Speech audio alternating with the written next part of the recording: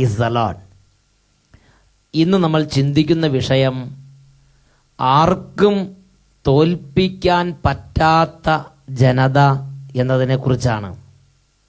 നിയമാവർത്തന പുസ്തകം 11-ാം അധ്യായം അതിൽ 25-ാം തിരുലിഖിതം, ആർക്കും നിങ്ങളെ ചെറുത്തു നിൽക്കാൻ കഴിയുകയില്ല.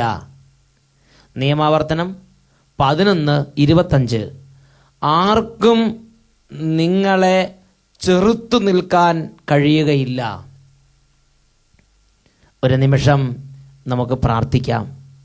സർവശക്തനായ ദൈവമേ, ഈ നിമിഷങ്ങളിൽ അങ്ങയുടെ തിരുലിഖിതങ്ങൾ സ്വീകരിക്കാൻ തക്കവണ്ണം ഞങ്ങളുടെ അന്തരംഗങ്ങളെ തുറക്കണമേ. മക്കബായരുടെ 2-ാം പുസ്തകം 4-ാം അധ്യായം 1-ാം തിരുലിഖിതം, തൻ്റെ പ്രമാണങ്ങളും കൽപ്പനകളും പ്രവേശിക്കാൻ തക്കവിധം അവിടുന്ന് നിങ്ങളുടെ ഹൃദയങ്ങൾ തുറക്കുകയും നിങ്ങൾക്ക് സമാധാനം നൽകുകയും ചെയ്യട്ടെ. ഓ കർത്താവേ, കല്ലുപോലുള്ള ഹൃദയങ്ങളെ സ്പർശിക്കണമേ, അടഞ്ഞിരിക്കുന്ന ഹൃദയങ്ങളെ തുറക്കണമേ കർത്താവേ. ഹാലലുയ്യ, ഹാലലുയ്യ, ഹാലലുയ്യ. ഓ കർത്താവേ, അങ്ങയുടെ ആത്മാവ് ഈ ദാസന്മാരുടെ മേൽ വ്യാപരിക്കട്ടെ, കുടുംബങ്ങളുടെ മേൽ വ്യാപരിക്കട്ടെ. ഈ ദൈവമക്കളെ ശല്യം ചെയ്യുന്ന എല്ലാ നാരകീയ സേനകളെയും നസ്രയനായ യേശുവിൻ്റെ നാമത്തിൽ ശാസിക്കുന്നു. ഈ കുടുംബങ്ങളെയും വ്യക്തികളെയും സ്ഥാപനങ്ങളെ ഉപദ്രവിക്കുന്ന എല്ലാ ദുർപീഡകളെയും യേശുവിൻ്റെ ഉന്നത നാമത്തിൽ ശാസിച്ച് ബന്ധിക്കുന്നു. കുടുംബങ്ങളിൽ നിന്ന് വിട്ടൊഴിഞ്ഞ് പോകട്ടെ. ഹാലലുയ, ഹാലലുയ, ഹാലലുയ. യേശുവേ ആരാധന, യേശുവേ സ്തോത്രം, യേശുവേ ആരാധന, യേശുവേ നന്ദി. Price the Lord. യേശുവേ സ്തോത്രം, യേശുവേ നന്ദി. നിയമാവർത്തന പുസ്തകം 11-ാം അധ്യായം 25-ാം തിരുലിഖിതം, ആർക്കും നിങ്ങളെ ചെറുത്തു നിൽക്കാൻ, എതിർത്തു നിൽക്കാൻ കഴിയുകയില്ല. ഇത് യേശുക്രിസ്തുവിൻ്റെ, ദൈവമായ കർത്താവിൻ്റെ, പരിശുദ്ധാത്മാവിൻ്റെ, സ്വർഗത്തിൻ്റെ ഒരു വാഗ്ദാനമാണ്. ആർക്കും നിങ്ങളെ എതിർത്തു നിൽക്കാൻ കഴിയുകയില്ല. ഇതിനുവേണ്ടി ദൈവം എന്നിൽ നിന്നും നിങ്ങളിൽ നിന്നും ആവശ്യപ്പെടുന്നൊരു കാര്യം നിയമാവർത്തന പുസ്തകം 11-ാം അധ്യായം അതിൽ 22-ാം വാക്യത്തിലുണ്ട്.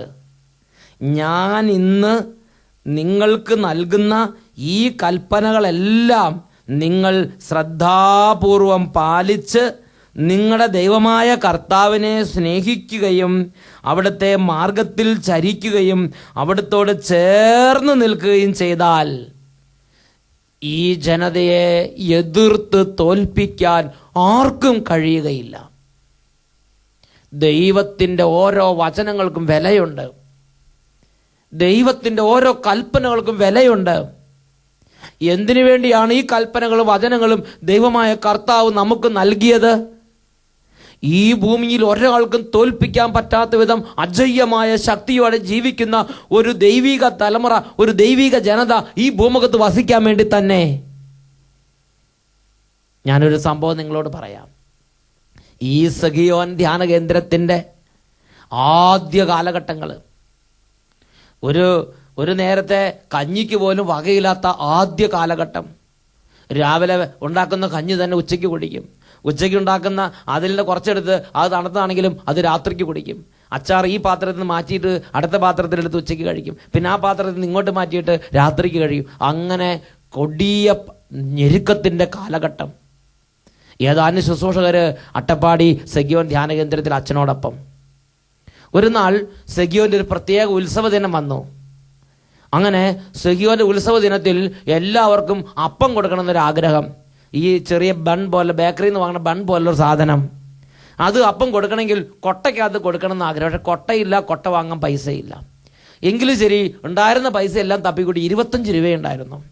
ആ 25 രൂപയ്ക്ക് ഒരു കൊട്ട വാങ്ങാൻ വേണ്ടി അട്ടപ്പാടി സഗിയോൻ ധ്യാനകേന്ദ്രത്തിൻ്റെ തൊട്ടടുത്തുള്ള താവളം പ്രദേശത്തെ ഒരു കൊട്ട വിൽപ്പനക്കാരൻ്റെ, കൊട്ട നെയ്ത്തുകാരൻ്റെ അടുത്തേക്ക് ചെന്നു.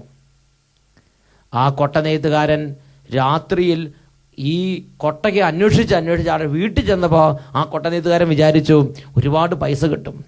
ആ കൊട്ട നെയ്ത്തുകാരൻ 25 രൂപയുടെ കൊട്ടയ്ക്ക് 50 രൂപ വില പറഞ്ഞു. സഗിയോൻ്റെ പാവപ്പെട്ട ശുശ്രൂഷകർ പറഞ്ഞു 25 രൂപയേ ഉള്ളൂ, 50 രൂപയാണെന്ന് പറഞ്ഞു. എന്തായാലും ശരി, ആ കൊട്ട വാങ്ങാതെ മടങ്ങിപ്പോന്നു.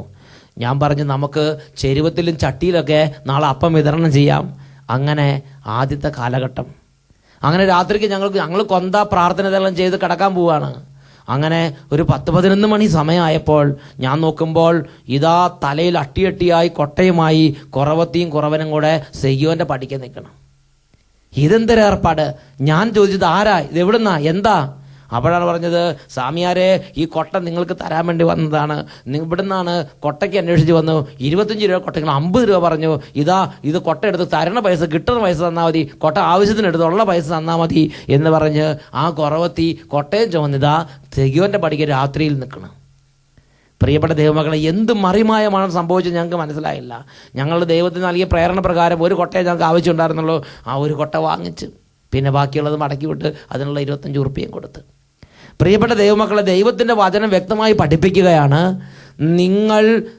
നിങ്ങളുടെ ദൈവമായ കർത്താവ് നിങ്ങൾക്ക് തരുന്ന കൽപ്പനകളും വചനങ്ങളും സൂക്ഷ്മമായി പാലിച്ചാൽ നിങ്ങളുടെ ശത്രുക്കളെ, എതിര് നിൽക്കുന്നവരെ, പറ്റിക്കാൻ വരുന്നവരെ, ഉപദ്രവിക്കുന്നവരെ എല്ലാവരുടെയും നിങ്ങളുടെ മുമ്പിൽ മുട്ടുകുത്തിക്കാൻ ദൈവം എനിക്കും നിങ്ങൾക്കും വേണ്ടി പ്രവർത്തിക്കുമെന്ന് ദൈവത്തിൻ്റെ വചനത്തിൽ വ്യക്തമായി ദൈവം വാഗ്ദാനം നൽകിയിരിക്കുകയാണ്.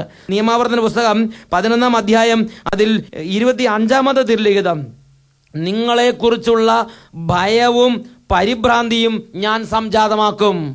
വീണ്ടും വചനം പഠിപ്പിക്കുകയാണ്. നിയമാവർത്തന പുസ്തകം 11 അതിൽ 23, നിങ്ങളെക്കാൾ വലിയവരും ശക്തരുമായവരെ നിങ്ങൾ കീഴ്പ്പെടുത്തുക തന്നെ ചെയ്യും. വീണ്ടും നിയമാവർത്തന പുസ്തകത്തിൽ ദൈവം വ്യക്തമായി വെളിപ്പെടുത്തിയത് ഇങ്ങനെയാണ്, എൻ്റെ ഈ വചനം നിങ്ങളുടെ ഹൃദയത്തിലും മനസ്സിലും സൂക്ഷിക്കുവിൻ, അടയാളമായി അവയെ നിങ്ങളുടെ കയ്യിൽ കെട്ടുകയും പട്ടമായി നെറ്റിയിൽ അണിയുകയും ചെയ്യുവിൻ. നിയമാവർത്തനം 11:18. അങ്ങനെ ചെയ്താൽ ഈ നാട്ടിൽ നിങ്ങളും നിങ്ങളുടെ മക്കളും ദീർഘകാലം, ഭൂമിക്ക് മുകളിൽ ആകാശം ഉള്ള അത്ര കാലത്തോളം വസിക്കും എന്ന് കർത്താവ് ഉറപ്പ് തന്നിരിക്കുകയാണ്. ഇത് ദൈവത്തിൻ്റെ ഉറപ്പാണ്. ഭൂമിക്ക് മുകളിൽ ആകാശം ഉള്ളിടത്തോളം കാലം നിങ്ങളും നിങ്ങളുടെ മക്കളും ദീർഘകാലം ഈ നാട്ടിൽ ദൈവം തരുന്ന സ്ഥലത്ത് സുരക്ഷിതരായി ശത്രു ഭയമില്ലാതെ കഴിയാൻ ദൈവം ഇടവരുത്തും. ദൈവം വിശുദ്ധ ലിഖിതത്തിൽ നൽകിയിരിക്കുന്ന വാഗ്ദാനങ്ങളിൽ പ്രധാനപ്പെട്ട ഒരു വാഗ്ദാനമാണ് ശത്രുക്കളെ കൺമുമ്പിൽ നിന്ന് ഓടിച്ചു കളയും എന്നുള്ളത്. ഇത് നിയമാവർത്തന പുസ്തകം 28-ാം അധ്യായം 7-ാം വാക്യത്തിൽ കുറച്ചും കൂടെ വ്യക്തമായി രേഖപ്പെടുത്തിയിട്ടുണ്ട്. നിയമാവർത്തനം 28-ാം അധ്യായം അതിൽ 7-ാമത്തെ തിരുലിഖിതം, നിനക്കെതിരെ വരുന്ന ശത്രുക്കളെ നിന്റെ കൺമുമ്പിൽ വെച്ച് കർത്താവ് തോൽപ്പിക്കും. അവർ ഒരു വഴിയിലൂടെ വരും, 7 വഴിയിലൂടെ പലായനം ചെയ്യും. Praise the lord, hallelujah. നിനക്കെതിരെ വരുന്ന ശത്രുക്കളെ അവിടുന്ന് നിന്റെ കൺമുമ്പിൽ വെച്ച് തന്നെ തോൽപ്പിക്കും. അവർ ഒരു വഴിയിലൂടെ വരും, ഒരു 7 വഴിയിലൂടെ വാലും പൊക്കിക്കൊണ്ട് ഓളം തക്കവണ്ണം കർത്താവ് എനിക്കും നിങ്ങൾക്കും വേണ്ടി ഇറങ്ങി പ്രവർത്തിക്കുമെന്ന് വാക്ക് തന്നിട്ടുണ്ട്. അതിനുവേണ്ടി എൻ്റെയും നിങ്ങളുടെയും ജീവിതത്തിൽ നിന്ന് ദൈവം ആഗ്രഹിക്കുന്നൊരു കാര്യമുണ്ട്. നമ്മൾ വലിയ സൈന്യബലം ശേഖരിക്കണം എന്നല്ല പറഞ്ഞിരിക്കുന്നത്. നമ്മൾ ഒരുപാട് ആളുകളുടെ പിൻബലം, ഒരുപാട് പാർട്ടിക്കാരുടെയും ഒരുപാട് മേലുദ്യോഗസ്ഥന്മാരുടെയും ഒരുപാട് സ്വാധീനമുള്ളവരുടെയും കൂട്ടുകെട്ടുണ്ടാക്കണം എന്നല്ല കർത്താവ് പറഞ്ഞിരിക്കുന്നത്. ഒരുപാട് പണം വെച്ച് പണത്തിൻ്റെ ശക്തി കൊണ്ട് വ്യാപരിക്കണം എന്നല്ല കർത്താവ് പറഞ്ഞിരിക്കുന്നത്. കർത്താവ് നമ്മളോട് ആവശ്യപ്പെട്ടിരിക്കുന്ന ഏക കാര്യം നിയമാവർത്തനം 28:1 രേഖപ്പെടുത്തുന്നുണ്ട്. നിന്റെ ദൈവമായ കർത്താവിൻ്റെ വാക്ക് കേട്ട് ഇന്ന് ഞാൻ നിനക്ക് നൽകുന്ന കൽപ്പനകളെല്ലാം സൂക്ഷ്മമായി പാലിക്കുമെങ്കിൽ അവിടുന്ന് നിനക്കെതിരെ വരുന്ന ശത്രുക്കളെ നിന്റെ കൺമുമ്പിൽ വെച്ച് തോൽപ്പിക്കും. ഇന്ന് വചനം പാലിക്കുന്നുണ്ട്. എപ്പോഴെങ്കിലും തോന്നിയോടത്ത് വെച്ച് വചനം പാലിക്കും, തോന്നിയ പോലെ വചനം പാലിക്കും. ദൈവത്തിൻ്റെ വചനം നമ്മളോട് ആവശ്യപ്പെടുന്ന അങ്ങനെയല്ല. നിങ്ങളുടെ ദൈവമായ കർത്താവിൻ്റെ കൽപ്പനകളെയും വചനങ്ങളെയും സൂക്ഷ്മമായി പാലിക്കണം. ഓരോ വചനവും ശ്രദ്ധാപൂർവം പാലിക്കണം. ഇതാണ് ബൈബിളിൽ നമ്മളോട് കൽപ്പിച്ചിരിക്കുന്നത്. വചനം ശ്രദ്ധാപൂർവം പാലിക്കണം, വചനം സൂക്ഷ്മമായി പാലിക്കണം. പ്രിയപ്പെട്ട ദൈവമക്കളെ, ഇത് ഗൗരവമായി നാം എടുക്കണം. നമ്മുടെ ജീവിതത്തിൽ നമ്മൾ ഗൗരവം കൊടുക്കേണ്ട മേഖലയാണ് എൻ്റെ ദൈവമായ കർത്താവിൻ്റെ വചനം, എൻ്റെ ദൈവമായ കർത്താവിൻ്റെ കൽപ്പന ഞാൻ സൂക്ഷ്മമായി പാലിക്കുന്നുണ്ടോ? ഇന്ന് എൻ്റെയും നിങ്ങളുടെയും ഒരുപാട് ശത്രുക്കൾ, എന്നെയും നിങ്ങളെ ബുദ്ധിമുട്ടിക്കുന്നവർ, എന്നെ നിങ്ങളെ ഒരുപാട് വേദനിപ്പിക്കുകയും ദുർബലപ്പെടുത്തുകയും ചെയ്യുന്നവർ ഇന്ന് തലേ കയറി നിരങ്ങുകയല്ലേ. എന്താ അതിൻ്റെ കാരണം? സങ്കീർത്തന പുസ്തകത്തിൽ 81 അധ്യായത്തിൽ 13-14 തിരുലിഖിതങ്ങളിൽ അതിനെക്കുറിച്ച് ദൈവത്തിന്റെ വചനം ഇങ്ങനെയാണ് രേഖപ്പെടുത്തുന്നത്. സങ്കീർത്തനം 81 അധ്യായം 13-14 തിരുലിഖിതങ്ങൾ: എൻ്റെ ജനം എൻ്റെ വാക്ക് കേട്ടിരുന്നെങ്കിൽ, ഇസ്രായേൽ എൻ്റെ മാർഗത്തിൽ ചരിച്ചിരുന്നെങ്കിൽ, ഞാൻ അതിവേഗം അവരുടെ വൈരികളെ കീഴ്പ്പെടുത്തുമായിരുന്നു. എൻ്റെ ജനം എൻ്റെ വാക്ക് കേട്ടിരുന്നെങ്കിൽ, ഇസ്രായേൽ എൻ്റെ മാർഗത്തിൽ ചരിച്ചിരുന്നെങ്കിൽ, ഞാൻ അതിവേഗം അവരുടെ വൈരികളെ കീഴ്പ്പെടുത്തുമായിരുന്നു. എൻ്റെയും നിങ്ങളുടെയും ദൈവമായ കർത്താവ് എനിക്ക് നിങ്ങൾക്ക് ഈ കൽപ്പനകൾ, ഈ വചനങ്ങളൊക്കെ തന്നിരിക്കുന്നത് ശത്രുക്കൾക്കെതിരെ, എനിക്ക് നിങ്ങൾക്ക് ശത്രുക്കൾ ഉണ്ടാകുമ്പോൾ, എനിക്ക് നിങ്ങൾക്കും വലിയ പീഡകൾ ഉണ്ടാകുമ്പോൾ, ഉപദ്രവങ്ങൾ ഉണ്ടാകുമ്പോൾ, ദൈവമായ കർത്താവിൻ്റെ സംരക്ഷണം എനിക്ക് നിങ്ങൾക്ക് ഉണ്ടാകാൻ വേണ്ടി ദൈവം തന്നിരിക്കുന്ന അനുഗ്രഹത്തിൻ്റെ ഉറവിടങ്ങളാണ് ദൈവത്തിൻ്റെ വചനങ്ങളും കൽപ്പനകളും. അത് ഇന്ന് സമാധാനകാലത്ത് ഞാനും നിങ്ങളും സങ്കോചമില്ലാതെ ലംഘിച്ചു കഴിഞ്ഞാൽ, നാളെ അനർത്ഥം വരുമ്പോൾ എനിക്ക് നിങ്ങൾക്ക് വേണ്ടി പ്രവർത്തിക്കാൻ കർത്താവിൻ്റെ സാന്നിധ്യം അവിടെ കാണുകയില്ല. പ്രിയപ്പെട്ട ദൈവമക്കളെ, വീണ്ടും ജെറമ്യാ പ്രവാചക പുസ്തകം 20 അധ്യായം 11 വാക്യത്തിൽ ദൈവം വെളിപ്പെടുത്തുന്ന മറ്റൊരു വെളിപ്പെടുത്തലുണ്ട്. ജെറമ്യാ 20:11. ദൈവത്തിൻ്റെ മറ്റൊരു സ്വഭാവം ജെറമ്യാ പ്രവാചകനിലൂടെ ദൈവം വെളിപ്പെടുത്തുകയാണ്. ജെറമ്യാ 20:11: എന്നാൽ വീരയോദ്ധാവിനെ പോലെ കർത്താവ് എൻ്റെ പക്ഷത്തുണ്ട്, അതിനാൽ എൻ്റെ പീഡകർക്ക് കാലിടറും. അവർ എൻ്റെ മേൽ വിജയം വരിക്കുകയില്ല. വിജയിക്കാതെ വരുമ്പോൾ അവർ വല്ലാതെ ലജ്ജിക്കും. അവർക്കുണ്ടാകുന്ന നിത്യമായ അവമാനം ഒരിക്കലും വിസ്മരിക്കപ്പെടുകയില്ല. ദൈവം ജെറമ്യാ പ്രവാചകൻ നൽകിയ ബോധ്യം പ്രവാചകൻ ദൈവാത്മാ പ്രേരിതനായി പ്രഖ്യാപിക്കുകയാണ്. ഇതാ എൻ്റെ ദൈവം വീരയോദ്ധാവായി എൻ്റെ അരികത്തുണ്ട്, അതിനാൽ എൻ്റെ പീഡകർക്ക് കാലിടറും. എൻ്റെ ദൈവം വീരയോദ്ധാവായി എൻ്റെ അരികത്തുള്ളതിനാൽ എൻ്റെ പീഡകർക്ക് കാലിടറുമെന്ന് ദൈവം വെളിപ്പെടുത്തിയിരിക്കുകയാണ്. പ്രിയപ്പെട്ട ദൈവമക്കളെ, ചിന്തിച്ചു നോക്കുക. ദാവീദിന് എത്രയോ ശത്രുക്കളുണ്ടായിരുന്നു. ദാവീദിന് ജീവിതത്തിൽ എന്നും ബുദ്ധിമുട്ടുണ്ടാക്കിയ കൂട്ടത്തിൽപ്പെട്ട ഒരു വ്യക്തിയായിരുന്നു സാവൂൾ രാജാവ്.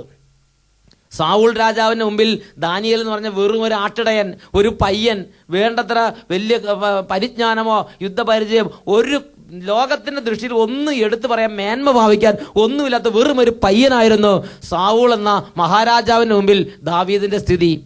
അദ്ദേഹത്തിന് ഒരുപാട് കുതന്ത്രങ്ങൾ, ഒരുപാട് കെണികൾ സാവൂൾ ഒരുക്കി. എന്നാൽ ദാവീദാകട്ടെ എപ്പോഴും ശ്രദ്ധിച്ചുകൊണ്ടിരുന്നത് കർത്താവിൻ്റെ ഒരു വചനം പോലും ലംഘിക്കാതെ, കർത്താവിൻ്റെ ഒരു കൽപ്പന പോലും ലംഘിക്കാതെ ജീവിക്കുന്നതിന് വേണ്ടിയായിരുന്നു ദാവീദിൻ്റെ ഉത്സാഹം. ശത്രുക്കൾ ഇവനെ കൊല്ലാനും ഇവനെ ജീവന് കെണിവെക്കാനും ഒരുമിച്ച് കൂടുമ്പോൾ ദാവീദ് ദൈവത്തിൻ്റെ വചനവും എടുത്ത് ഒറ്റയ്ക്ക് പോയിരുന്ന് പ്രാർത്ഥിക്കുകയാണ്. ദാവീദ് മുട്ടുമേൽ നിൽക്കുകയാണ്. ദാവീദിൻ്റെ ഉത്സാഹം മുഴുവനും കർത്താവിൻ്റെ വചനം ലംഘിക്കാതെ ജീവിക്കുന്നതിനെ കുറിച്ചായിരുന്നു. അതിനാൽ ശത്രുവിന് അവനെ തൊടാൻ കഴിഞ്ഞില്ല, ശത്രുവിന് അവനെ കീഴ്പ്പെടുത്താൻ കഴിഞ്ഞില്ല. പിന്നെയോ ദാവീദിൻ്റെ ശത്രുക്കളെ ദൈവം ദാവീദിൻ്റെ മുമ്പിൽ താഴ്ത്തിക്കൊടുത്തു. ദാവീദിന് മുമ്പിൽ ഹിമാലയ പർവ്വതം പോലെ ഉയർന്നു നിന്നിരുന്നവരെ ദൈവം ദാവീദിന് മുമ്പിൽ താഴ്ത്തിക്കൊടുത്ത് അതിൻ്റെ മുകളിലൂടെ ദൈവം ദാവീദിന് വേണ്ടി പാതയൊരുക്കി.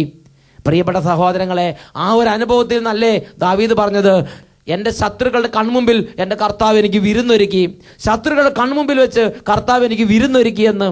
പ്രിയപ്പെട്ട സഹോദരങ്ങളെ, ബൈബിളിലെ ദൈവത്തിൻ്റെ പ്രത്യേകതയാണ് ശത്രുക്കളുടെ മുമ്പിൽ എനിക്ക് വേണ്ടി മേശയൊരുക്കുന്ന കർത്താവ്, ശത്രുക്കളുടെ മുമ്പിൽ എനിക്ക് വേണ്ടി വിരുന്നൊരുക്കുന്ന കർത്താവ്. അതിന് എന്നിൽ നിന്നും നിങ്ങളിൽ നിന്നും ദൈവവചനം ആവശ്യപ്പെടുന്ന കാര്യം കർത്താവിൻ്റെ കൽപ്പനകളെയും വചനങ്ങളെയും സൂക്ഷ്മമായി പാലിക്കുക എന്നുള്ളതാണ്. ഈ നിമിഷങ്ങളിൽ നമുക്ക് പ്രാർത്ഥിക്കാം. ദൈവമേ, കഴിഞ്ഞ കാലങ്ങളിൽ ദൈവവചനത്തെയും ദൈവിക കൽപ്പനകളെയും വിലമതിക്കുന്നതിൽ എൻ്റെ മനസ്സ് എത്രയോ അലസത കാണിച്ചു. ദൈവവചനവും ദൈവിക കാര്യങ്ങളും വിലയില്ലാത്തതായി കണ്ടു, അതിനെ ഭാരമായി കണ്ടു. ഇതൊക്കെ എന്തിനാണെന്ന് ചിന്തിച്ചു. ദൈവമേ, ഇതെല്ലാം എൻ്റെ ഈ ലോക ജീവിതത്തിൽ എനിക്ക് ദൈവത്തിൻ്റെ വലിയ ഇടപെടലിൻ്റെ അനുഭവം ഉണ്ടാകാൻ വേണ്ടി എൻ്റെ ദൈവം ക്രമീകരിച്ചിരിക്കുന്നതാണല്ലോ. കർത്താവെ, അങ്ങയുടെ ഓരോ വചനങ്ങളെയും സൂക്ഷ്മമായി പാലിക്കാൻ എന്നെ അനുഗ്രഹിക്കണമേ. കരങ്ങൾ ഉയർത്തി എല്ലാവരും സ്തുതിക്കുന്നു. ഹാലലുയ, ഹാലലുയ. കർത്താവെ, അഭിഷേകം ചെയ്യണമേ. കർത്താവെ, അങ്ങയുടെ ആത്മാവ് വ്യാപരിക്കട്ടെ. തളർന്ന ഹൃദയങ്ങളെല്ലാം ഉണരട്ടെ. കർത്താവെ, പിന്മാറ്റത്തിലേക്ക് പോകുന്ന ആത്മാക്കളെല്ലാം പുതുജീവൻ പ്രാപിക്കട്ടെ. ഹാലലുയ, ഹാലലുയ. യേശുവേ ആരാധന, യേശുവേ സ്തോത്രം, യേശുവേ ആരാധന, യേശുവേ നന്ദി. Price the lord. ഹല്ലേലൂയ.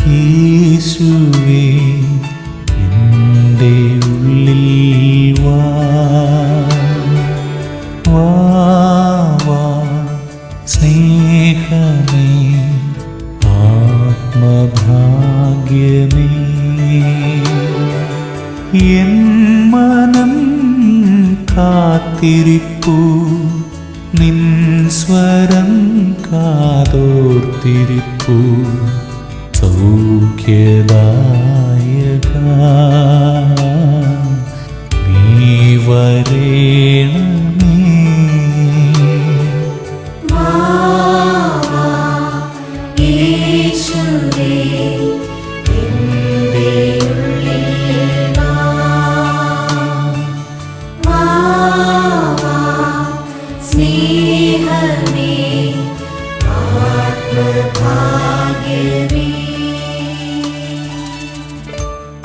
സകല ലോകത്തിൻ്റെയും രാജാവായ യേശു കർത്താവ് ഇതാ നമ്മുടെ അരികിൽ.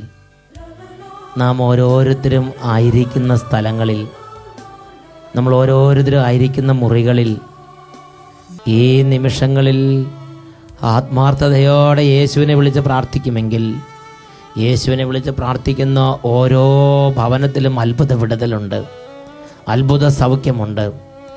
മത്തായിയുടെ സുവിശേഷത്തിൽ 8-ാമത്തെ അധ്യായത്തിൽ ഇങ്ങനെ അവിടുന്ന് പഠിപ്പിക്കുന്നു: അവൻ നമ്മുടെ ബലഹീനതകൾ ഏറ്റെടുക്കുകയും രോഗങ്ങൾ വഹിക്കുകയും ചെയ്തു. അവൻ നമ്മുടെ ബലഹീനതകൾ ഏറ്റെടുക്കുകയും രോഗങ്ങൾ വഹിക്കുകയും ചെയ്തു. ഈ നിമിഷങ്ങളിൽ രോഗം, ക്ഷീണം, മടുപ്പ്, കടബാധിതകൾ, കുടുംബ തകർച്ച, സമാധാനമില്ലായ്മ, തഴക്കദോഷങ്ങൾ, പാപബന്ധനങ്ങൾ, ഓരോ മേഖലകളെയും യേശു ക്രിസ്തുവിലേക്ക് സമർപ്പിക്കുക. അവിടുത്തെ നാമം വിളിച്ചപേക്ഷിക്കുന്ന എല്ലാവരുടെ മേലും അവിടുന്ന് സമ്പത്ത് വർഷിക്കുന്നു. കരങ്ങൾ സ്വർഗത്തിലേക്ക് ഉയർത്തുന്നു. എല്ലാ ദൈവമക്കളും ഹൃദയം നുറുങ്ങി യേശുവിനെ ആരാധിക്കുന്നു. ഹൃദയം നുറുങ്ങിയവർക്ക് കർത്താവ് സമീപസ്ഥനാണ്. മനം ഉരുകിയവരെ അവിടുന്ന് രക്ഷിക്കുന്നു. ഹാലലുയ്യ, ഹാലലുയ്യ, ഹാലലുയ്യ. യേശുവേ, ഈ നിമിഷങ്ങളിൽ അവിടുന്ന് കരുണ തോന്നി കുടുംബങ്ങളിലേക്ക് ഞങ്ങൾ അത്ഭുത ശക്തി വ്യാപരിക്കാൻ തിരുവുള്ളമാകണമേ. ഓ കർത്താവേ, അവിടുന്ന് യെശയ്യാ പ്രവാചകനിലൂടെ ഇപ്രകാരം ഞങ്ങൾക്ക് വെളിപ്പെടുത്തി തന്നല്ലോ: ആത്മാവിൽ എളിമയും അനുതാപവും ഉണ്ടായിരിക്കുകയും എൻ്റെ വചനങ്ങൾ ശ്രവിക്കുമ്പോൾ വിറയ്ക്കുകയും ചെയ്യുന്നവനെയാണ് ഞാൻ കടാക്ഷിക്കുന്നത്. ഓ ദൈവമേ, എളിമയോടുകൂടെ പ്രാർത്ഥിക്കാൻ ഈ നിമിഷങ്ങളുടെ മക്കളെ അനുഗ്രഹിക്കണമേ. ഹാലലുയ്യ, ഹാലലുയ്യ. ഓ കർത്താവേ, തഴക്കദോഷങ്ങൾ അങ്ങനെ അത്ഭുത നാമത്തിൽ വിട്ടുപോകട്ടെ. മദ്യപാനം, പലതരത്തിലുള്ള ലൈംഗിക വൈകൃതങ്ങൾ, ദുശീലങ്ങൾ യേശുവിന്റെ നാമത്തിൽ കുടുംബങ്ങളിൽ നിന്നും നീങ്ങിപ്പോകട്ടെ എന്ന് പ്രാർത്ഥിക്കുന്നു. ഇപ്പോൾ ഈ കുടുംബങ്ങൾ അലട്ടിക്കൊണ്ടിരിക്കുന്ന കലഹം, വഴക്ക്, തമ്മിൽ അനുസരിക്കാൻ പറ്റാത്ത മാത്സര്യത്തിൻ്റെ അരൂപികൾ, ഇങ്ങനെയുള്ള എല്ലാ തിന്മയുടെ അരൂപികളെയും നസ്രായന നാമത്തിൽ ശാസിക്കുന്നു. കുടുംബങ്ങളിൽ നിന്നും വിട്ടുപോകട്ടെ. ഹാലലുയ്യ, ഹാലലുയ്യ. ഇരുകരങ്ങൾ ഉയർത്തി മനസ്സ് തുറന്ന് ഈ നിമിഷങ്ങളിൽ യേശുവിൻ്റെ നാമം വിളിക്കുക. യേശു ക്രിസ്തുവിൻ്റെ നാമത്തിൽ അത്ഭുതങ്ങളുണ്ട്. യേശുവിൻ്റെ നാമത്തിൽ ഇപ്പോൾ വിടുതൽ സംഭവിക്കുന്നു. എല്ലാവരും സ്തുതിക്കുന്നു. ഹാലലുയ്യ, ഹാലലുയ്യ, ഹാലലുയ്യ. കർത്താവേ, ഈ കുടുംബങ്ങളിൽ നിന്നെല്ലാം കലഹത്തിൻ്റെ അരുവികളും വിട്ടുപോകട്ടെ. ക്ഷീണത്തിൻ്റെ അരുവികൾ മാറിപ്പോകട്ടെ. രോഗത്തിൻ്റെ ബന്ധനങ്ങൾ അഴിഞ്ഞു മാറട്ടെ. പൈശാചിക പീഡകൾ വിട്ടുപോകട്ടെ. ദുർബാധകൾ ഓടിപ്പോകട്ടെ. കർത്താവേ, അങ്ങയുടെ നാമത്തിൻ്റെ അത്ഭുതങ്ങൾ കുടുംബങ്ങളിൽ സംഭവിച്ചുകൊണ്ടിരിക്കട്ടെ. ഹാലലുയ്യ, ഹാലലുയ്യ. യേശുവേ ആരാധന, യേശുവേ സ്തോത്രം.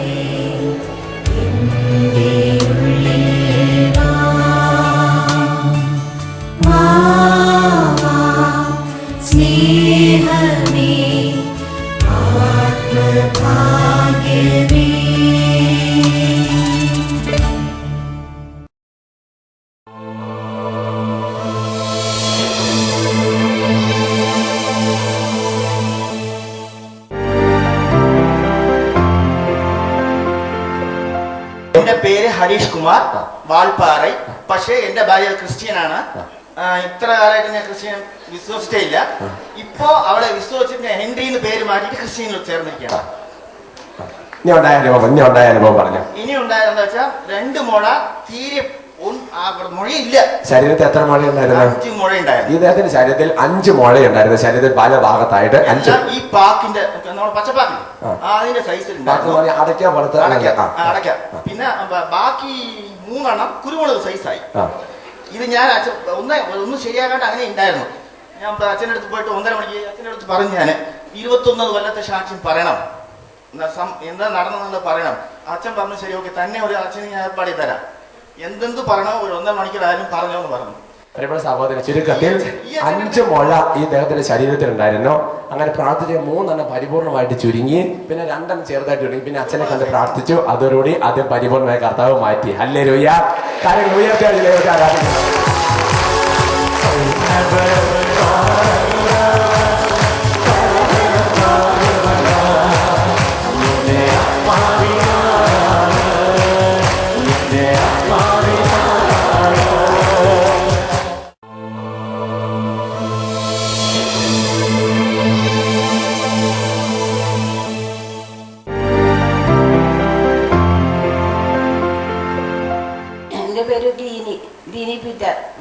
സ്ഥലം എറണാകുളം. എനിക്ക് 12 വർഷത്തോളമായി എന്ത് ഭക്ഷണം കഴിച്ചാലും അലർജി ആയിരുന്നു. പ്രത്യേകിച്ച് ഇറച്ചി മുട്ടയൊക്കെ കഴിച്ചാൽ അപ്പോൾ തന്നെ മുഖവും ചുണ്ടുമൊക്കെ വന്ന് വീർത്ത് ഞാൻ ആകെ വിരൂപമാകുമായിരുന്നു. 12 വർഷമായിട്ട് പ്രത്യേക ഭക്ഷണപദാർത്ഥം കഴിച്ചു, ഇറച്ചി മുട്ട അങ്ങനത്തെ ഭക്ഷണപദാർത്ഥം കഴിച്ചാൽ മുഖമൊക്കെ വീർത്ത് ആകെ പ്രത്യേക തരത്തിൽ ചുറിഞ്ഞ് ഒരു പ്രത്യേക ഷേപ്പിലെ സൈഡിൽ അവസ്ഥയെ മാറുമായിരുന്നു. എന്നെ കണ്ടാൽ തന്നെ വിരൂപമായിരുന്നു. എല്ലാവരും എന്നോട് ചോദിക്കും ഞാൻ തന്നെയാണെന്ന് ചോദിച്ചു. ഞാൻ അടുത്ത വീടുകളിൽ മരിച്ചിട്ട് പോലും 2-3 വീടുകളിൽ പോകാതെ വന്നിട്ടുണ്ട്. ഇങ്ങനെ രോഗം ഉണ്ടെങ്കിൽ അടുത്ത വീട്ടിൽ പോകാൻ പോലും പറ്റാത്തൊരവസ്ഥയിലായിരുന്നു. അങ്ങനെ ഇരിക്കുമ്പോഴാണ് എനിക്ക് അഭിഷേകത്തിന് പ്രോഗ്രാം കണ്ട് ഇവിടെ ഒന്ന് പ്രാർത്ഥിച്ചാൽ അത് മാറുമെന്ന് എനിക്ക് വളരെ. അപ്പൊ അഭിഷേകത്തിന്റെ പ്രോഗ്രാം ഞായറാഴ്ച രാത്രി 8 മണിക്കുള്ള അഭിഷേകത്തിന്റെ പ്രോഗ്രാം കണ്ട് പ്രാർത്ഥിച്ചു. അപ്പൊ ഇവിടെ വന്ന് ധ്യാനം കൂടണമെന്ന് ഒരു തോന്നലുണ്ടായി. അങ്ങനെയാണ് ഇവിടെ കൂടാൻ വന്നത്. ഇവിടെ വന്ന് ഭക്ഷണം കഴിക്കുന്ന സമയത്ത് ഇറച്ചിയും മുട്ടയൊക്കെ ഉണ്ടായിരുന്നു. അപ്പോൾ ഞാൻ പേടിച്ചാണെങ്കിൽ അത് കഴിച്ചിട്ട് എനിക്ക് ഒരു കുഴപ്പവും ഉണ്ടായില്ല. ഞാൻ ഇവിടെ കുർബാന സമയത്ത് ഈശോനോട് സ്തുതിച്ചു. വളരെ ഒച്ചത്തിൽ എനിക്ക് ആകാവുന്ന സ്ഥലത്തിൽ ഒച്ചത്തിൽ പ്രാർത്ഥിച്ചപ്പോൾ എന്റെ രോഗം വിട്ടുമാറി. ഈ ധ്യാനത്തിൽ വെച്ച് ചങ്ക് തുറന്ന് ദൈവത്തെ സ്തുതിച്ച് പ്രാർത്ഥിച്ചു. ഇപ്പൊ 5 ദിവസം ഇങ്ങനെ ഭക്ഷണപദാർത്ഥങ്ങൾ കഴിച്ചിട്ട് ഒരു രോഗപീഠ പോലും ഇല്ല. ഹല്ലേലൂയ. സന്തോഷം തോന്നണ്ടോ? എങ്കിൽ കരങ്ങൾ കോർത്ത് പിടിച്ച് അങ്ങോട്ടും ഇങ്ങോട്ട് അനങ്ങി സന്തോഷത്തോടെ ചേർന്ന് പാടിയേ.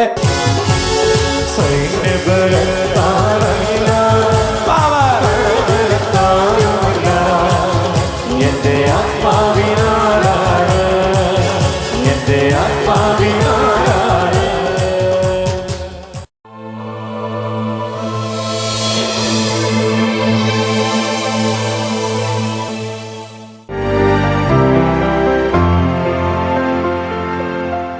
എൻ്റെ പേര് തങ്കച്ചൻ. കുടിയാൻമല, കണ്ണൂർ ജില്ലയിൽ കുടിയാൻമല ഇടവയിലാണ് എൻ്റെ വീട്. കഴിഞ്ഞ 1.5 വർഷമായിട്ട് എനിക്ക് അലർജി രോഗമുണ്ട്. അലർജി രോഗം എന്ന് പറഞ്ഞാൽ പ്രത്യേക ഭക്ഷണമോ കാര്യങ്ങളൊന്നും കഴിക്കേണ്ട. വെറുതെ ഇരിക്കുന്ന സമയത്ത് മേത്തൊന്ന് ചെറുതായിട്ട് ചൊറിയും. കുറച്ച് കഴിഞ്ഞ് അത് നിർഗന്ധല മുതൽ ഉള്ളംകാലം വരെ അങ്ങ് ചൊറിയും. ചൊറിഞ്ഞു കഴിഞ്ഞാൽ കാലിൻ്റെയൊക്കെ ചൊറിച്ചിൽ മരുന്ന് എങ്ങനെയാണെന്ന് വെച്ചാൽ നല്ല പുണ്ണ് പിടിച്ച പോലുള്ള കല്ലിൽ കൊണ്ടിട്ട് കാല് വരച്ചാൽ പോലും ആ ചൊറിച്ചിൽ മാറില്ലായിരുന്നു. മിക്ക ദിവസങ്ങളും ഉണ്ടാവുമായിരുന്നത്. മിക്കവാറും ദിവസം എല്ലാം ഉണ്ടാവും. ചില ദിവസം രാവിലെയാണ്, ചില ദിവസം രാത്രിയാവും. അപ്പോൾ കണ്ണൂർ ജില്ലയിലെ സ്കിൻ സ്പെഷ്യലിസ്റ്റിന്റെ പല ഡോക്ടർമാരുടെ അടുത്തും പോയി, പല ഡോക്ടേഴ്സിനെയും പോയി കണ്ടു നോക്കി. എല്ലാ ടെസ്റ്റുകളും കഴിഞ്ഞിട്ട് ലാസ്റ്റ് ഒരു ഡോക്ടർ, കണ്ണൂരിന്റെ മെയിനായിട്ടുള്ള ഡോക്ടർ പറഞ്ഞു, ഇനി മേലാൽ നിങ്ങൾ എന്റെ അടുത്തേക്ക് മരുന്നിനായിട്ട് വരണ്ടെന്ന് പറഞ്ഞു. എന്താ സ്ഥിതി നോക്ക്. അവസാനം ഡോക്ടറെ ശാസിച്ച് വിട്ട് ഇനി ഇങ്ങോട്ട് വരണ്ടെന്ന് പറഞ്ഞു. പുറത്തേക്ക് എന്നെ വിടുകയാണ്. അതിനുശേഷം ഞാൻ പിന്നെ ആയുർവേദം മരുന്ന് കഴിച്ചു. ഇങ്ങോട്ട് ഈ ധ്യാനത്തിന് പോരുന്നതിന് മുമ്പ് വരെ വീട്ടിൽ ആയുർവേദം മരുന്ന് വെച്ചിട്ടുണ്ട്. ഇവിടെ വന്നു കഴിഞ്ഞാൽ ഫസ്റ്റ് എയ്ഡ് എന്നുള്ള രീതിയിൽ അവിടുന്ന് ആ ഡോക്ടർ തന്ന മരുന്ന് മെഡിക്കൽ ഷോപ്പിൽ നിന്ന് മേടിച്ച് ബാഗിനകത്ത് സ്റ്റെപ്പിന് വെച്ചാൽ ഞാൻ വന്നത്. ഇവിടെ വന്നു നമ്മുടെ തൈലാഭിഷേക ശുശ്രൂഷയുടെ സമയത്ത് ബ്രദർ എന്നോട് പറഞ്ഞു, മോൻ്റെ അസുഖം കർത്താവ് മാറ്റി തരുമെന്ന് പറഞ്ഞു. ഇവിടെ വന്ന് ഈ സാക്ഷ്യം പറഞ്ഞു. ഈ തൈലാഭിഷേക ശുശ്രൂഷയോട് കൂടി എന്റെ രോഗം മാറി. എന്റെ ദൈവത്തെ ഞാൻ കാര്യങ്ങൾ ഉയർത്തി അടിച്ച്